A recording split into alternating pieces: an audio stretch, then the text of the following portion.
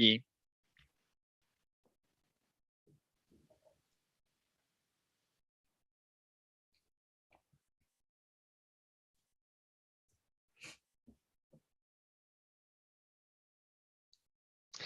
Hey, hello everybody. Welcome after the break. It is my pleasure to introduce an invited speaker, Anna Skrzydło, who is a senior project manager at Appsilon. Appsilon is a pioneer in Shiny open source, and they were generous enough to support our conferences and our meetings in the past. They are based in Warsaw, but they are remote and globally.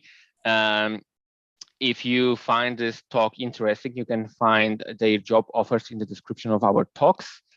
I'm not taking much of Anna's time. If you have any questions during the talk, just put them down in the chat and we will ask those questions to Anna at the end during the Q&A session.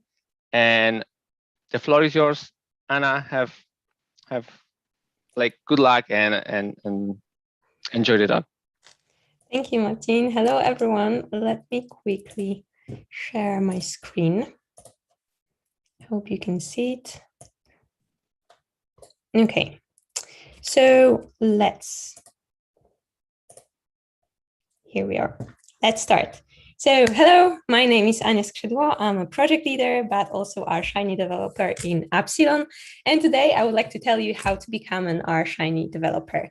Before we start, let me quickly introduce also Epsilon. So we are a software company. We deliver world-class R Shiny solutions. We delivered over 200 commercial Shiny dashboards, and applications that we deliver are capable of serving over 700 concurrent users. So R and Shiny are, of course, our main technologies, but other than that, we also offer data science consulting, decision support systems, machine learning projects, and yeah, so as I mentioned, R Shiny, our main technologies, but we also heavily use Python and JS, for example.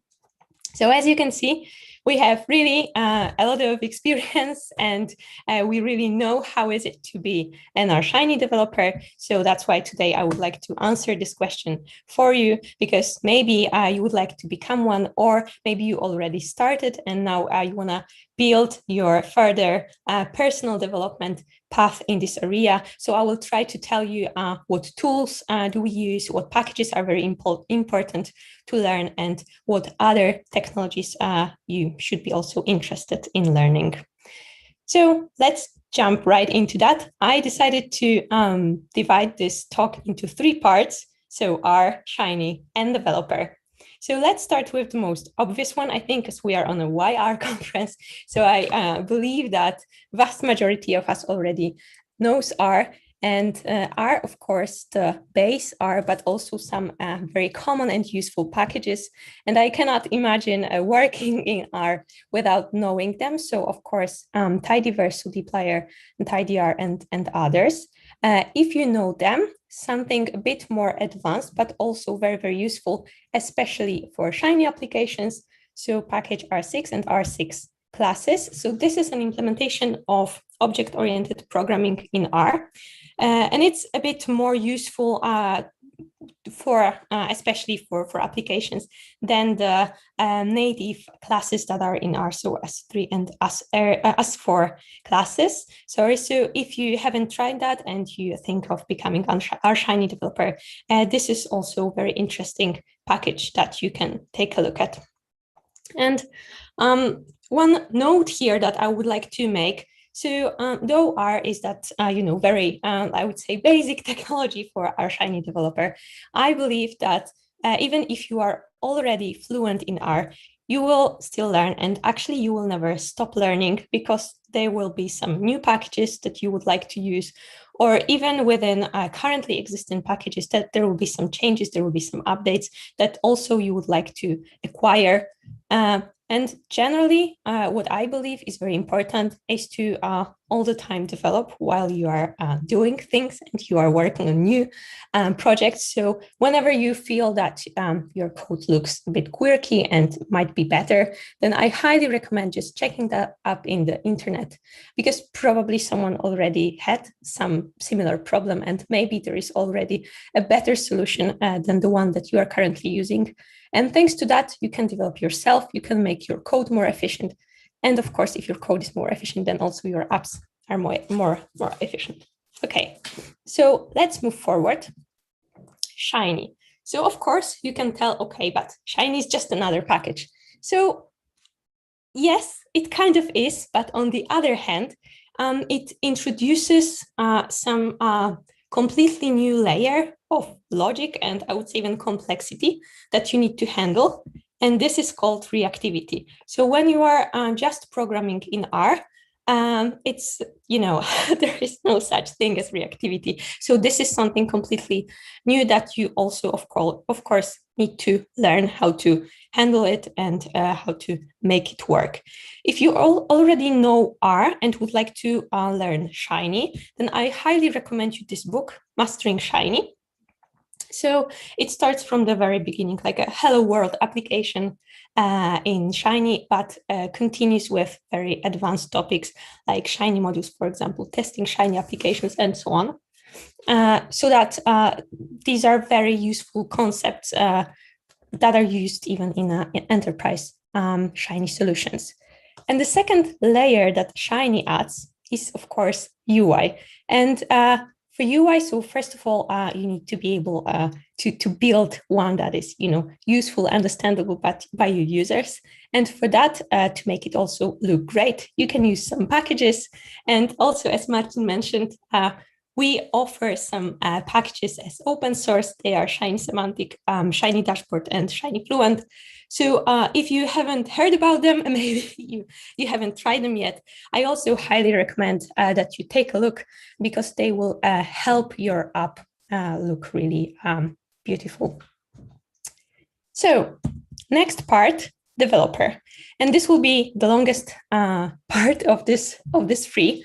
And this is because what I see very often is that people coming to R are often from, I would say, non-engineering background. So these are often people with strong analytical data science or biostatistician or many other backgrounds, but not exactly from that, programming background. So what I believe is very important to just know and understand the concepts that for people coming from that all more engineering and programming backgrounds are just, I would say, very, very native. So to start with some general programming skills.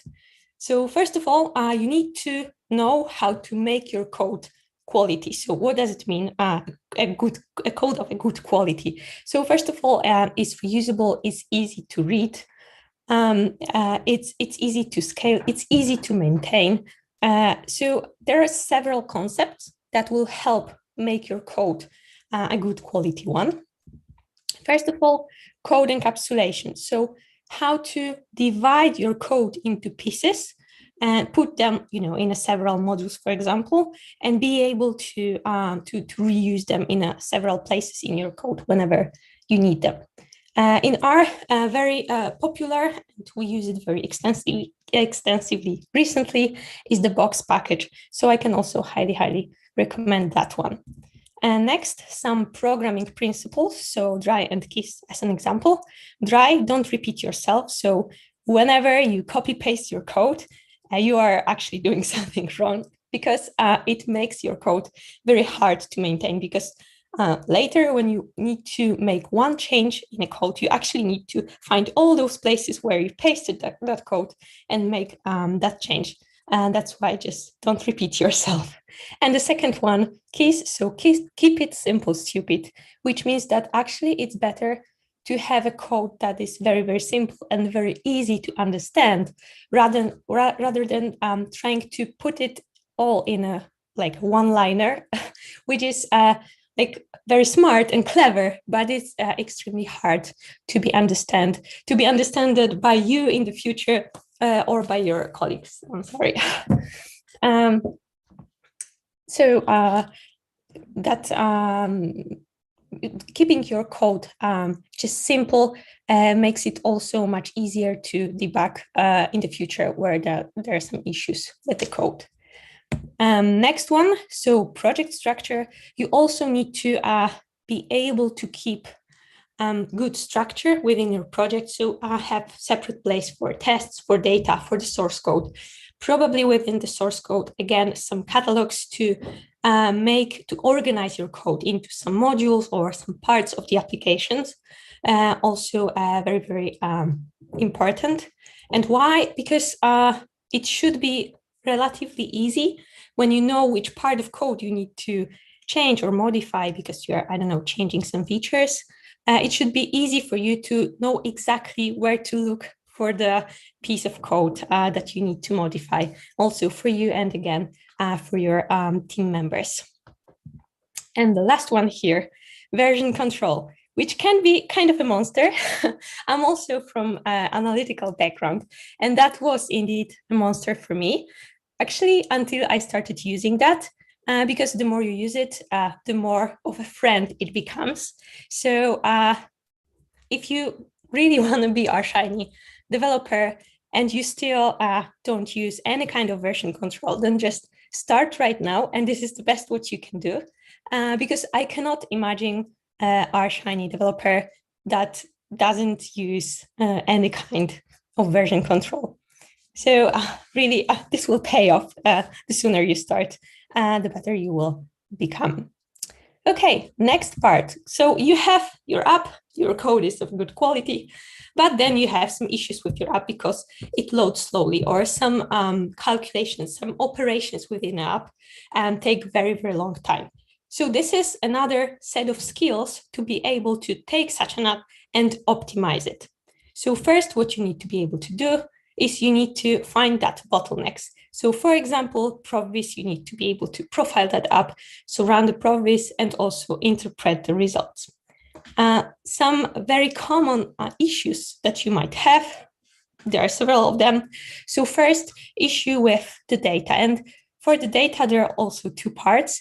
So first, reading the data can be very, very slow, especially when you are using, for example, CSV files. Then a very easy way to speed up the loading time is just to switch, for example, to a database. For that, you will need to have a database and be able to connect that application with the database. You can use very easily dbPlayer or DBI for that. And also second thing connected with the data are calculations heavy operations. So whenever you are doing calculations in the app, and that takes time, and if those calculations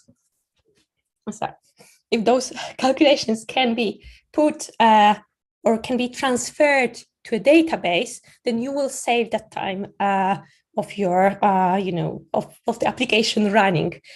So just taking all the data operations on the side of the database will make your app performance much, much better.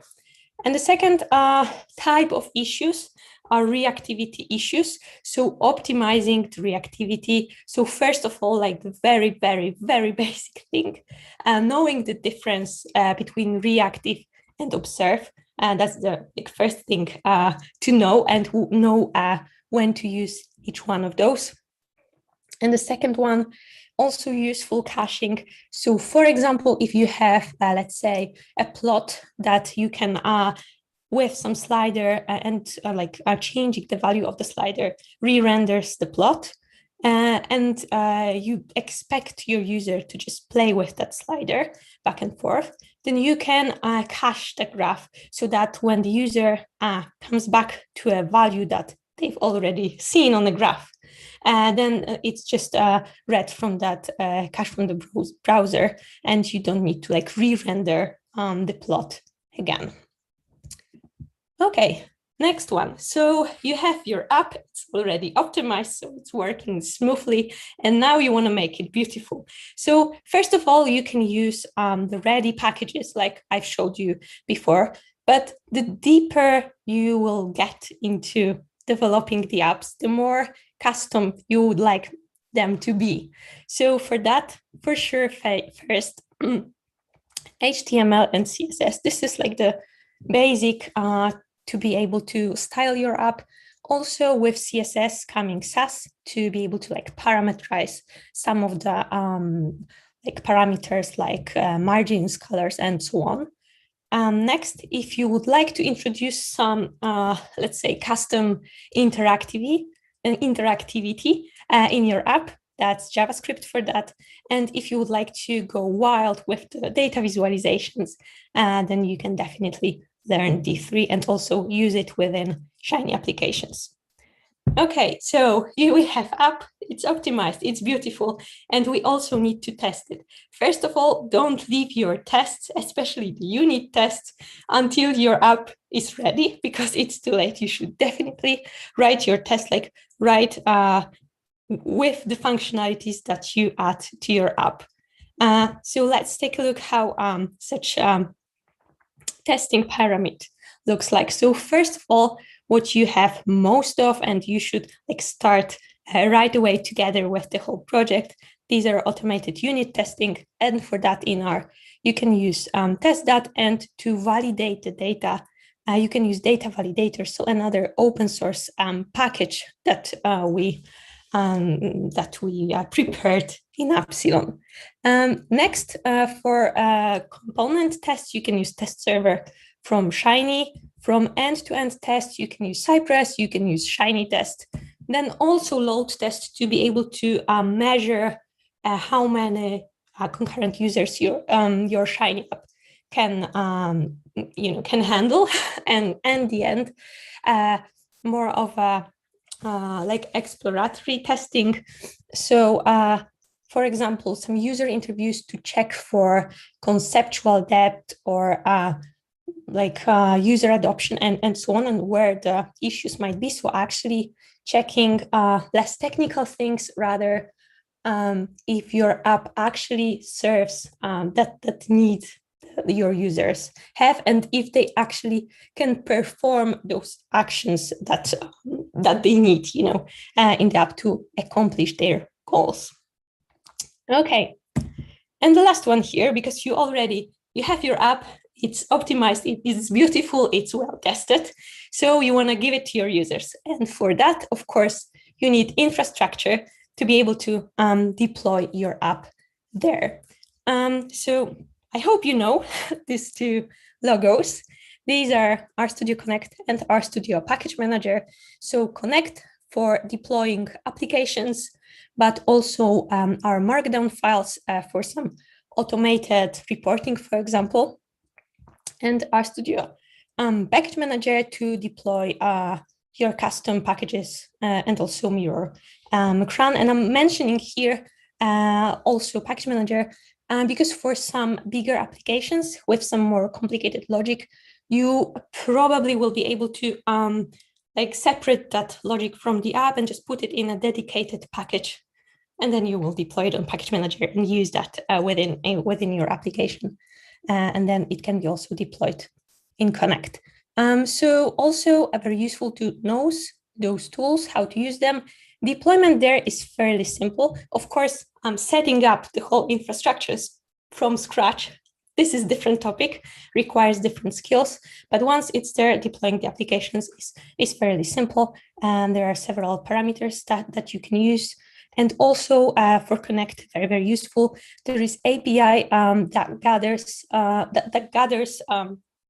the data about users of your applications, and you can very, very easily through that API get that information and also have that insights about user adoption and general usage of your applications deployed there. Okay, so that was the last part that I wanted to show you. Don't be afraid. You don't need to be expert in everything, especially when it comes to that developer part. So, for example, you might be more interested in being, like a front-end developer and learn JavaScript and CSS and so on, and aren't so much interested in backend optimization. Then that's also okay. you just need to team up with another person that is expert in backend optimization, and then together you can build like really great, astonishing apps. And what I would say is that you just need to be, aware of all those concepts and how they work together, and why all of them are very, very important. So I hope you like this presentation. However, if you found this boring, perhaps because you already know all of this stuff, then that's great. We are hiring. So we are looking for our Shiny developers, senior Shiny developers. So if you're interested in that, there are links, I think, under this video. You can check them out. And that's all from me. If you have any questions to ask, you can contact us. So Epsilon at hello@epsilon.com. And now I can answer the questions. Okay, Anya, thanks for the talk. Those 2 job offers are listed in the description of the stream. We still have a few minutes, and that's great because there's a couple of questions. Epsilon is the pioneer when it comes to Shiny, and there's a lot of Shiny that you have shown and a lot of advanced and detailed stuff. So probably some of the questions might be too complex. And if this is just too much for the question, let's just move to the other one. So maybe you can shed some light, Anya, on your opinion on deployment of Shiny apps using Shiny proxy. So to be honest, like, I'm a fan of RStudio Connect, because from my perspective, it's just much easier. I have like very easy access to that users data. I mean the usage actually data. So how many users actually use the application, and it's much easier to maintain like the whole infrastructure. So that's my point of view. I know that there are, several, I would say, needs, and it depends all on your needs that you have. If you decide for one or another solution. But yeah, to be honest, I think I haven't also worked a lot with Shiny proxy, so I don't have any concrete recommendations on that. This is fine. This is fine. So maybe other question. I saw you had a lot of guidelines and tips for programming basics, but maybe you have any tips that are specific for maintaining Shiny projects? For maintaining Shiny projects. So generally, I would say most of the concepts are exactly the same for Shiny and all other software projects. So and general for that, I would say having good project structure, actually the structure that serves the project. So it doesn't need to be exactly one structure for all the projects and all the Shiny applications, but you need to match that structure to your needs of this project and this team. And yeah, making sure that the code is readable, it's well documented. It really saves a lot of time when you are getting back to that code. And yeah, definitely you will be. I mean, if there is an app that was once written, then deployed, and then nobody gets back to the code, I would say that the app isn't used. So generally, if this will be a successful app, you will just come back to the code.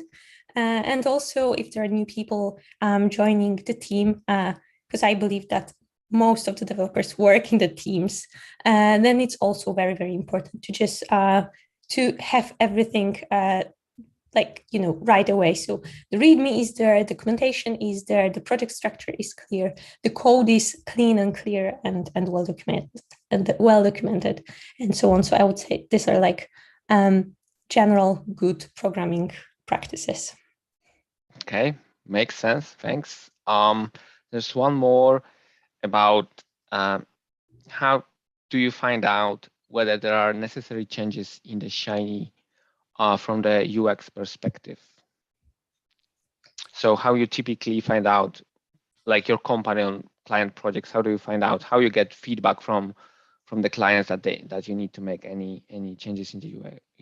Yeah, so this is very interesting. I will come back here because like user interviews, I would say. So this is, I think, what we as developers forgot or maybe not care enough about that part. But actually, this is very, very important to just ask your users. And what I mean by user interview, so this is the meeting with the user, like one-on-one meeting. It's just you as a developer, or I don't know, business analyst, can be any person working on the project, and the user. And you ask the user to perform some like business operations in that tool, which means that you don't ask, hey, click that blue button for me, but you ask your user to like generate sales report for January, let's say. And this is the like the business task that the user has in their mind. And this is something that, you know, they boss will tell them to do. And this is what you want to check. You want to check if the user actually can do that in your application. And ideally, you observe while the user is doing that. Of course, you're trying not to help, though that will be tempting, I know. But this is what you want to observe, where the user struggle. You can ask the user to just say out loud what they are thinking, what they are expecting to see when they, I don't know, click a button, change a tab, and so on. And this is something that will give you really a lot of valuable information about the UX and about how this app is like perceived and how is it used by the end users. Okay, I can tell that's probably the most challenging part, to be honest. Anya, we have 2 more last minutes and a couple questions, but maybe you can pick one that you like the best. So there's a question about like splitting up Shiny into like Plumber backend. So you have computation supported by the backend. Maybe you would like to shed some light on that if you have any experience, or maybe have you had any experience trying to run asynchronous or multi-thread computations for Shiny? So like I don't have much experience with asynchronous computations, like especially for Shiny. So maybe I won't be commenting on that. But when it comes to Plumber API, like this is again, so this is something which is connected with, I think, here, this part. So to taking your data calculations and generally like operations from the app and putting it in a different place. That can be your API, or that can be database, or that can be any other place. And this is, so I wanted to say this is always a good idea, but I'm not gonna say always a good idea because it always depends. But if you know, if that calculation part is like big enough to split it, because of course you are losing sometimes on a connection to that API, for example. So if it is big enough, then it's always worth doing that. And like without any specific example, I don't think that I can elaborate more on that. Okay, Anya. So the last one, and I think we're good for today.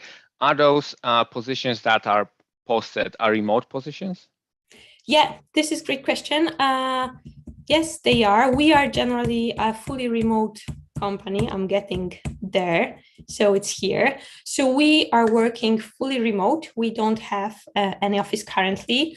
We have people in 5 continents currently. So actually geography isn't an issue for us at all. Yeah, what else can I tell you? And we work 100% in English also. Okay, amazing, Anya. Thank you for your time today. I hope someone will apply. You just proved that Epsilon have a lot of projects and a lot of experience when it comes to Shiny. So we're thankful for Epsilon's support. Just to remind you, Epsilon is a silver sponsor for this year's conference. Anya, any last words before we wrap it up? I hope to see you on board. Okay, thanks. See you guys. Have a great day. Thanks. Bye.